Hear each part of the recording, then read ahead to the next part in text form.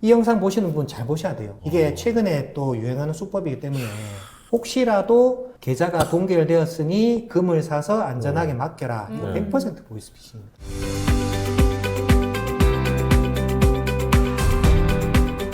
안녕하세요. 저희가 금남일 대표 모시고 오늘 골드, 금 이야기를 해보겠습니다. 대표님 안녕하세요. 안녕하십니까. 자기소개 한번 부탁드립니다. 네, 안녕하세요. 저는 한국금거래소 경산점을 운영하고 있고요. 제 유튜브 채널 금남일의 골드 인사이트를 통해서 금 투자, 은 투자에 관심 있는 분들과 함께 소통을 하고 있습니다. 저는 제가 지금 감명 깊게 본 드라마들이 하나씩 있어요. 네. 1년에 하나, 두 개 정도 보는데 딱 두 개, 올해는 두 개. 참교육이랑 재밌었어요. 그거랑 골드랜드. 둘 다 울었어, 보고. 눈물을 흘리는 곳이 있었나요? 골드랜드? 골드랜드에서 다 많이 울지 않았어요? 어떤 부분에서 눈물이 나오셨죠? 네 아빠야. 그 거기서 스토리. 막 펑펑 우는 거지. 맞아요. 와, 나도 숨겨진 딸이 있나? 이러면서 이제 와, 펑펑 우는 거지. 이랬으면 어떻게 해야 되나 하는데 결국 자기 딸을 지키기 위해서 선택해주잖아요. 맞아요. 예, 그래서 이제 그때 금에 대한 얘기들이 많이 나오는데 맞아요. 드라마를 조금 보셨다고요? 네, 처음에 한 1화, 2화 정도는 네. 봤습니다. 거기서 보면은 이게 현실로 가능한가 아닌가가 몇 개 있었는데요. 첫 번째가 뭐였냐면 금을 가지고 막 팔러 다녀요. 근데 현금으로 주세요라고 하는데 현금으로 줍니까? 뭐 골드 받아요? 골드 받으면 1억 5천이 넘잖아요. 네, 과거에는 일반 금은방에서는 무조건 이제 현금으로만 거래를 했거든요. 그러면 금은방에서는 이제 현금 보유분을 많이 가지고 있거든요. 왜냐하면 금은방에서는 이제 금을 판매를 하기도 하지만 네. 금을 또 매입을 해야 되는 상황이니까 어떤 손님들이 이제 어느 정도의 양을 가져올지 모르니 일정 부분의 현금은 항상 보유를 하거든요. 그렇다 보니까 이제 금이 조금 안 좋은 인식들이 좀 있잖아요. 최근에 이제 거래소를 통해서 금을 팔아보시면 현금을 원하시면 현금으로 드리기도 하고 계좌로 입금을 원하시면 또 계좌로 입금을 해주기도 하거든요. 그래서 지금은 많이 양성화가 되어 있습니다. 그 영화에서 보면은 막 그치. 돈 뭉치 막 이렇게 들고 다니잖아요. 그래서 저는 이게 금은방은 왜 현금 거래를 하는가? 현금이 엄청 많이 갖고 있어야 되잖아요. 좀 그쵸. 부담스럽잖아요. 그러면 이것도. 그래서 이제 그러한 것들이 결국에는 하나의 업계의 병폐이기도 하거든요. 왜냐하면 이제 우리나라 이제 금 시장이 양성화된 시장과 음성화된 뒷금. 시장이 네. 흔히 말하는 뒷금 시장이 두 개의 시장이 공존하는 시장이다 보니 물론 이제 정부에서는 이런 내용을 통해서 음성화되어 있는 시장을 양성화를 시키기 위해서 2014년도 이제 KRX 금시장이라고 뭐 개설을 해서 작년도에 또 엄청나게 많은 양의 금 거래가 이루어졌는데 현재는 이제 말씀드렸다시피 이제 음성화된 시장과 양성화된 시장이 공존하는 시장이고 음성화된 시장에서는 철저하게 캐시로 뒷금 시장이 네. 앞으로도 사라지지 않을 거라 보지 않으세요? 저는 안 사라질 것 같은데. 계속 공존은 할 거예요. 또 네. 찾는 수요도 반드시 있을 거고. 하지만 이제 과거보다 비중이 현저하게 줄어들 거는 사실인 것 같고, 왜냐하면 일반 소비자들 입장에서는 불편하거든요. 왜냐하면 내가 금을 살 때도 음성화된 시장에서는 현금 외에는 다른 거래 방식이 없거든요. 그러면 내가 내 돈을 금융권에 가서 돈을 찾아야 되거든요. 근데 지금은 이제 1,000만 원 이상을 돈을 찾으면 왜 찾는지 소명을 해야 되고, 또 경찰관이 옵니다.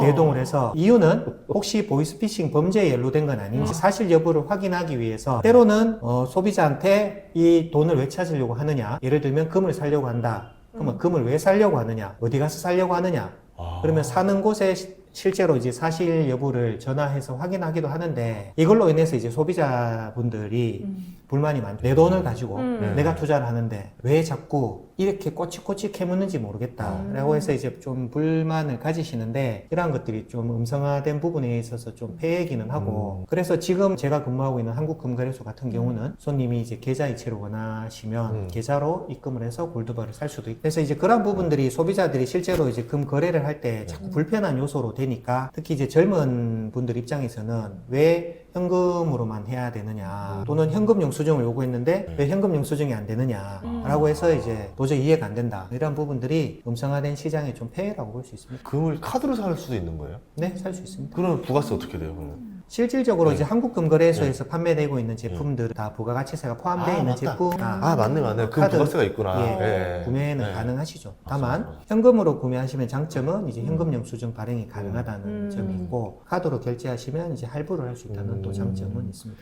어제는 제가 다른 채널에서 세무사님이랑 대화를 했었는데 네네. 생각을 해보니까 부동산 자녀한테 상속하면은 기록이 남아요. 주식 남아요. 비트코인도 남는데요. 그래서 금만 안 남는 거야. 그럼 제가 자산가를 했을 때 다른 거는 다 신고를 하는데 금은 좀 안 하고 싶은 마음이 드는 거죠. 이거 그냥 조용히 있다가 진짜 급할 때 하나씩 팔아서 이런 경우가 많다는 거죠. 금이 가지고 있는 네. 현물금, 우리가 음. 말하는 이제 현물금, 네. 피지컬 골드의 가장 큰 장점이 뭐냐면 이제 익명성입니다. 음. 정부는 개인이 얼마나 많은 양의 금을 가지고 있는지를 확인할 수가 없거든요. 아. 그래서 부모님이 가지고 있는 금을 자녀에게 그냥 줘도 네. 세금이 없는 거죠. 자녀가 이제 이거를 가지고 그쵸, 현금화 그쵸. 했을 때가 좀 이제 어려워지는 거고. 네, 현금화 할 때 네. 그 관련된 소명을 정확하게 해야 되는데 소명을 못 하게 되면 이제 결국에는 이제 과세 대상이 되는 그쵸, 거고 그쵸. 또 이것 또한 또 방법은 있습니다. 저는 이제 금 투자를 네. 전문으로 하는 유튜브다 보니까 네. 국세청에 제가 자문을 받아서 이게 이러한 방식이 추후에 과세 대상이 되는지 네. 아니면 문제가 되지 않는지를 네. 이제 자문을 받아서 고객들에게 직접 상담을 해주거든요. 어. 실제로 이제 자산가들 입장에서는 사람들 마음이 그렇잖아요. 내가 열심히 일해서 번 돈을 그리고 세금을 다 내고 현금화가 돼 있는 돈을 또 자녀에게 주면서 또 세금을 낸다는 게 또 이중과세가 아니냐라는 불만도 있는데 그래서 과세를 하려고 하는 정부와 절세를 하려고 하는 소비자들 사이에서 거기 안에 틈새는 반드시 존재를 하거든요. 소비자들이 또 빠르게 또 절세할 수 있는 방법을 찾기 때문에 네. 그런 부분들은 또 전문가랑 상담을 하면 네.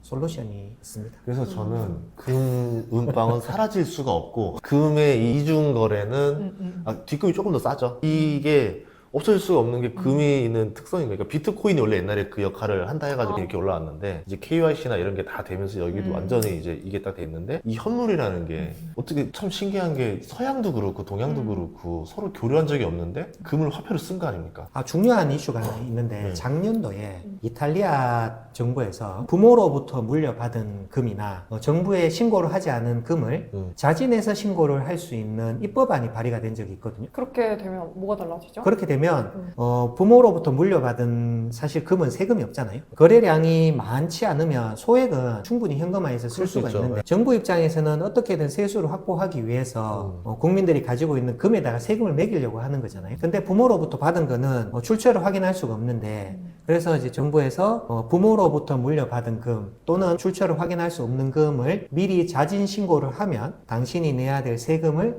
깎아주겠다 이런 내용이거든요. 그렇게 되면 이제 나중에 이제 국민들이 금을 팔러 가면 신분 확인 절차가 훨씬 더 까다로워진다고 봐야 되거든요. 그러면 이제 과세 당국에서 금을 매입하는 매입처에서 매입했는 내역을 관련된 기관에다가 통보를 해서 예를 들면 이제 A라는 사람이 일정 기간 동안에 얼마나 많은 금을 현금화 시켰는지를 확인할 수가 있으니까 이러한 것들이 이제 입법안이 발의가 돼서 굉장히 이슈가 된 적이 있는데 이러한 것들이 이제 우리나라에도 안 된다라는 법은 없죠. 예, 왜냐하면 그쵸. 현재 우리나라에서도 이 음성화되어 있는 금 시장의 규모를 정부에서 어느 정도는 확인하고 있거든요.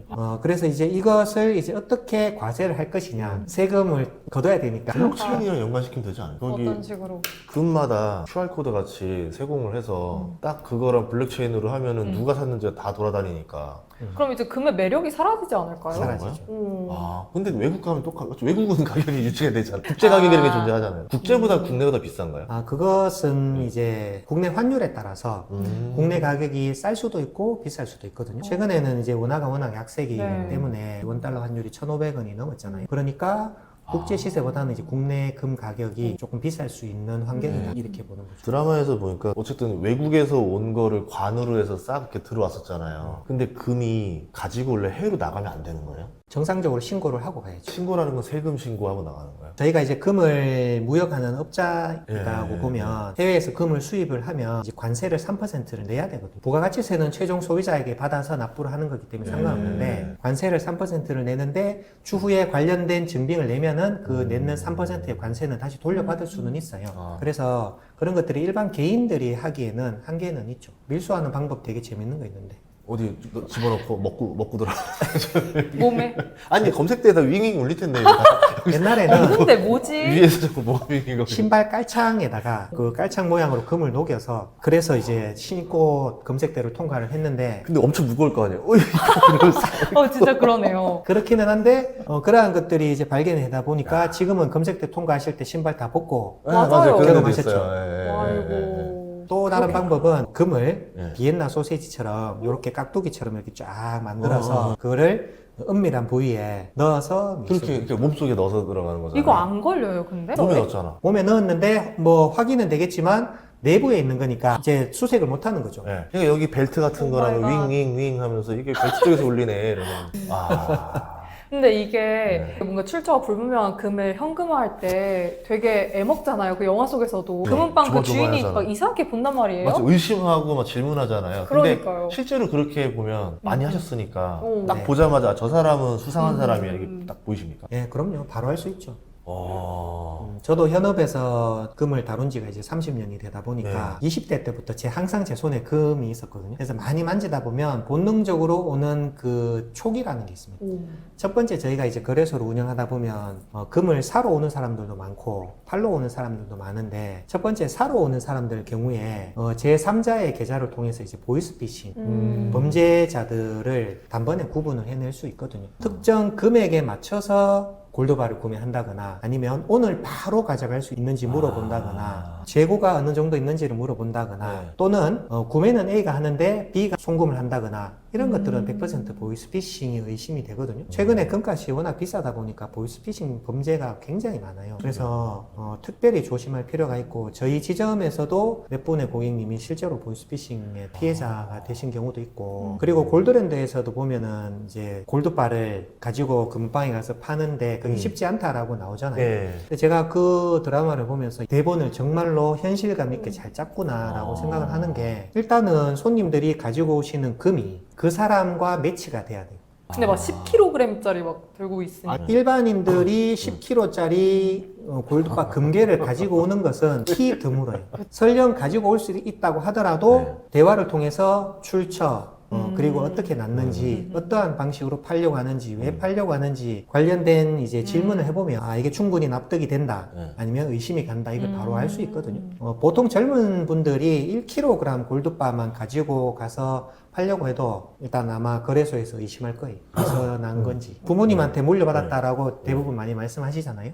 그러면 이제 언제 어떻게 그리고 또 그러한 이제 고가 제품 같은 경우는 자기 신분증을 무조건 관련된 서류에 또 사인을 해야 되거든요. 그러면 이런 사람도 있지 않아요? 그거를 알아서 뭐 하게요? 그냥 사시면 되는 거 아니에요? 이러면서 딴 데 갈게요. 이런 사람도 있죠. 센데? 좀 그래도 아까우니까 이렇게 오세요라고 할 수도 있는 거고 그 질문 자체에서 이제 좀 티격태격하는 경우도 있고 이런 경우도 있을 것 같아가지고. 저도 이제 현업에서 일을 하다 보면 저희도 이제 매입을 거부하는 경우가 간혹 있거든요. 진짜요? 네. 어떤 경우예요? 이게 좀 작물의 냄새가 난다거나 제가 작물의 냄새가 난다고 해서 그 사람이 범죄에 연루되어 있다고 확정 지을 수는 없잖아요. 또는 그 사람을 범죄자 취급할 수는 없는 거니까 제가 이 물건을 사서 이 금을 사서 괜히 곤경에 처하기가 싫을 경우에는 저희는 오늘 매입하지 않습니다. 이런 제품을 매입하지 않습니다. 라고 거부를 하기도 하고 또는 보냈는데 정말 찝찝하다. 그러면 이제 신고를 하는 거죠, 경찰서에. 왜냐면 제가 저번에 돌반지 팔으려고 할 때 날 되게 수상하게 쳐다봐주시면서 매치가 안 되셨나 보다. 돌반지 꽤 비싸지 않았어요? 한 700만 원도 안 됐던 것 같아요. 되게 질문을 날카롭게 하셔서 그럼 마세요. 이러면서 아 이게 난이도가 있다. 연기력이 좀 필요하다. 그렇구나. 그래서 골드랜드 보면서 그치 아 연기 저렇게 해야 돼 하면서 대표님 그런 말씀 하시죠? 혹시 유튜브 안 보셨나요? 저 모르시나요? 하면서. 모르시나요? 쑥스러워서 아 그냥 좀 혀를 굴려서 유학파인 척을 할 거야.